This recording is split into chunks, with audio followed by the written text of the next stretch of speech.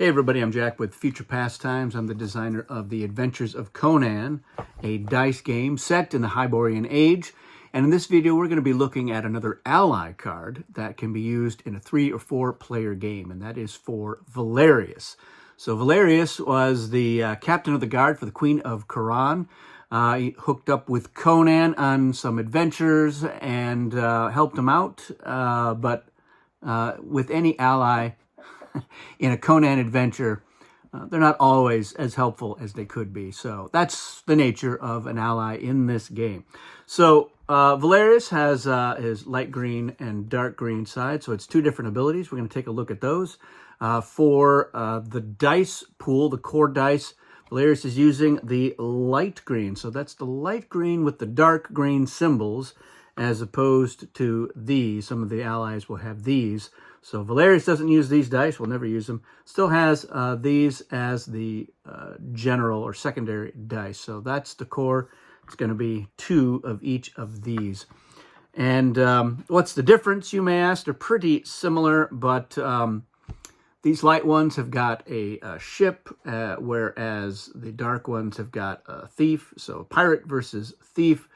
And then the other is that these light ones have a scry, whereas the dark ones have a kingdom. So those are the dice for that character. So let's take a look at his ability, starting with the one on the dark side. So when you're playing Valerius, you may choose to go first or last in the main phase and the adventure phase. And if you go first, then play proceeds from you. So let's talk about why that might be important. Going first or last in the main phase. If you're going first in the main phase, that means that you're going to be able to, for instance, get a die onto the encounter track. So if you have rolled a warrior, that is a good one to get up on there to block a foe from doing it.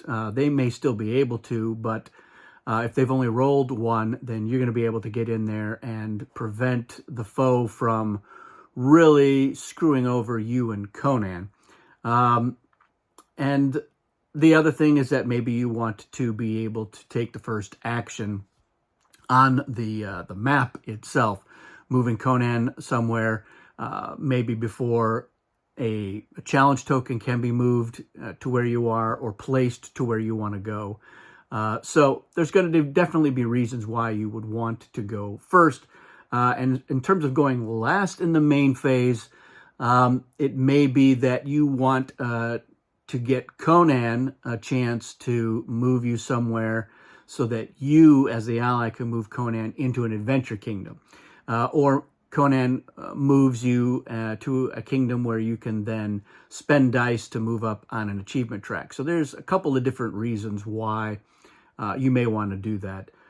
In the adventure phase, going first or going last, that can be a big deal as well, because if you're going last and Conan is trying to complete that adventure by using your dice, and so if Conan doesn't get whatever they need, they're going to have to use your dice unless they want, the foe to be the one to finish that. And in going first, again, it's first dibs on there. So a lot of times, especially if it's the ally, if you are able to roll first in an adventure, then if you've rolled a lot of successes, then Conan is probably likely to use many of those dice to ensure success.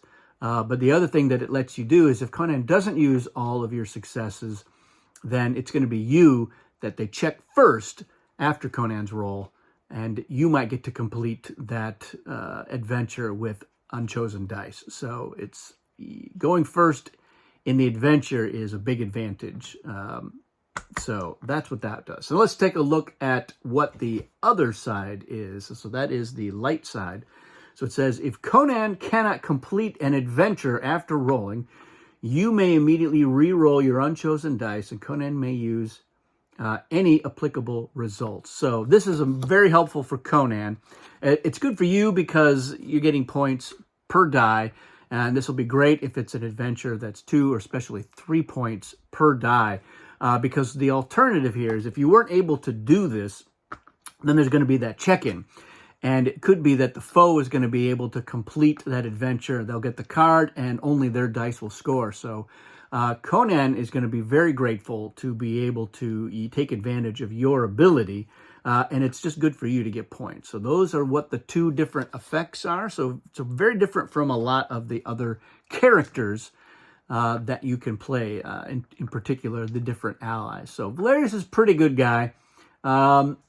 And fun to play. It's a good tactical ability. Neither of these triggers a flip. So for many games when you're playing as Valerius, you're going to want to take care about which ability you start with face up, because there's a good chance that's going to be your ability for the game. Now, there are effects. There's always going to be one effect, and that is if you go to Zamora, the kingdom effect there is to flip your card. But you got to get to Zamora, then you have to have a kingdom effect, or you have to deploy to kingdom with one of your character symbols in order to do that. Sometimes plots will have them. Sometimes events will have them. There are even other things like some adventures have that option of flipping it. But Conan is usually the one who gets those adventure cards. So, like I said, because neither of these has a built-in do the effect and flip the card like Conan, the Sumerian card works that way, you're going to want to be sure which one of these you choose, because that might be the only ability that you get as Valerius.